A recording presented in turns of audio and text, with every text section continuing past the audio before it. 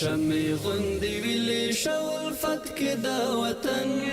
د احصایې او معلوماتو ملي ادارې په ولایتونو کې د اړوندو چارو د لاښوالي په موخه خپلو ولایتي رئیسانو ته 3 ورځنی روزنیز پروګرام نن سه شنبه د چنګاښ 11 د ملکي خدمتونو په انسټیټیوټ کې پیل کړ. په دې تړاو مراسمو کې د احصایې او معلوماتو ملي ادارې لوی رئیس ښاغلي الحاج عبدالقاهر حاجي ادریس، د نفوسو د احوال ثبت مرستیال الحاج مولوي محمد نبی نصرت، مالی او اداري مرستیال الحاج مولوي عبدالسلام حقانی، د ملکي خدمتونو د انسټیټیوټ ځینو چارواکو، د احصایې او معلوماتو ملي ادارې ځینو مرکزي او ولایتي رئیسانو ګډون کړی و. په پیل کې د احصایې او معلوماتو ملي ادارې لوی رئیس ښاغلي عبدالقاهر حاجي ادریس ټولو ګډونوالو ته د ښه راغلاست ترڅنګ د رئیسانو اطاعت او کړنې وستایلې.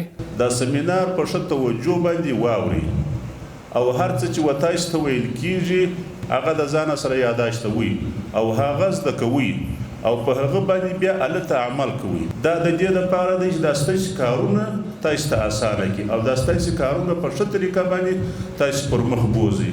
نو ستاسو څخه پوره توجه غواړم هر کار چې دی هغه په دا رقم باندې ښه کېدلی شي سړی ور کار زده کړي بیا نو ښه کولی شي. نو سیمینار هم د دغه دپاره دی چې موږ تاسو یو شی پکې کې زده کړو او خپل ځان ته مهارتونه حاصل کړو او د خدمت په ښه طریقه باندې وکړو.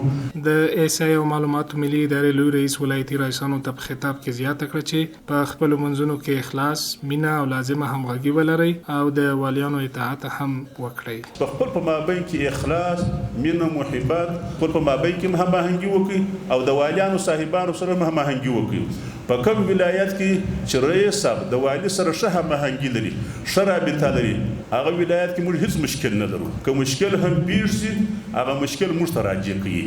د احصایې او معلوماتو ملي اداره د هیواد په کچه د نفوسو د احوال ثبتولو، احصایوي ارقامو او جغرافیایي معلوماتو په برخه کې د ملي او معتبر ارګان په توګه فعالیت کوي او په ولایتونو کې د ریاستونو په ولسوالیو او ناحیو کې د مدیریتونو له لارې هیوادوالو ته اړوند خدمتونه وړاندې کوي.